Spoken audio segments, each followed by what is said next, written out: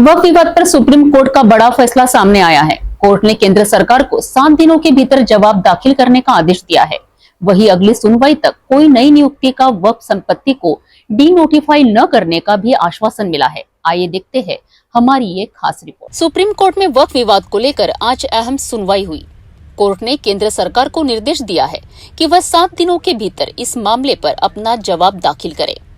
सुनवाई के दौरान सॉलिसिटर जनरल ने कोर्ट को आश्वासन दिया है कि अगली तारीख तक वक्फ काउंसिल और वक्फ बोर्ड में कोई नई नियुक्ति नहीं की जाएगी।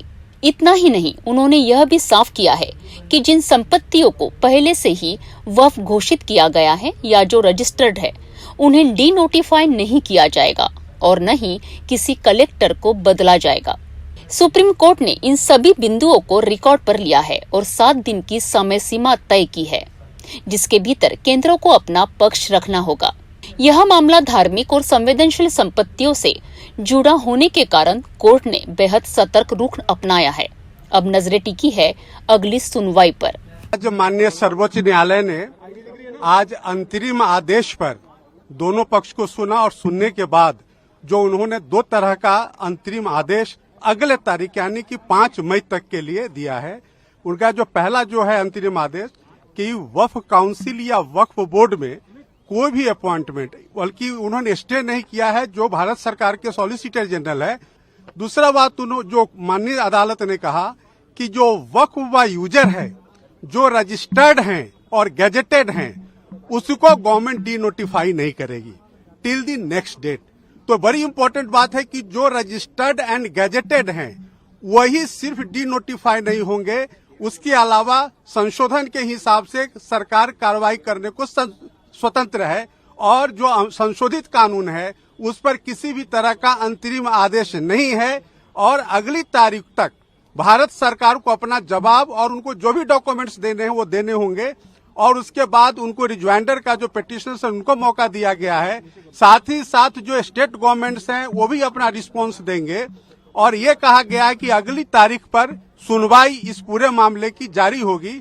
तो माननीय सर्वोच्च न्यायालय को जो रेस्पोंडेंट्स यानी कि भारत सरकार ने कहा कि हम डे टू डे सुनवाई के लिए तैयार हैं। आप पूरे मामले को, चूंकि यह पार्लियामेंट का कानून है, पार्लियामेंट के कानून को आप इस तरह से स्टे नहीं कर सकते हैं। और माननीय सर्वोच्च न्यायालय ने सॉलिसिटर जनरल ऑफ इंडिया के बात को माना है और उन्होंने संशोधन को स्टे नहीं किया है।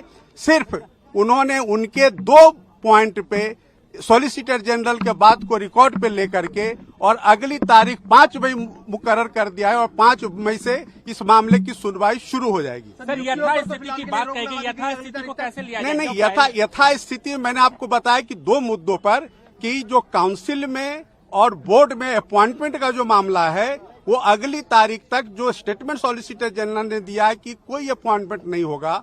और दूसरा जो है वक्फ व यूजर, तो माननीय सर्वोच्च न्यायालय ने अपने आदेश में लिखा है कि जो रजिस्टर्ड हैं और गैजेटेड हैं उसको गवर्नमेंट डी नोटिफाई नहीं करेगी अगले आदेश तक। सर, आप कौन से वक्फ बाई यूजर को डी नोटिफाई नहीं करेगी ना? मतलब नहीं, वक्फ बाई नहीं, सिर्फ वही जो रजिस्टर्ड एंड गैजेटेड हैं। सर, ये कोर्ट हाँ बिल्कुल, ये ऑर्डर शीट में है। जो रजिस्टर्ड नहीं है, जो गैजेटेड नहीं है, उसको सरकार संशोधन कानून के हिसाब से डी नोटिफाई कर सकती है। सर, आप किसके लिए अपीयर हुए थे? मैं हिंदू सेना और हिंदू महासभा 2 हमारे एप्लीकेंट्स थे, उनकी तरफ से मैं संशोधन के समर्थन में हाजिर हुआ।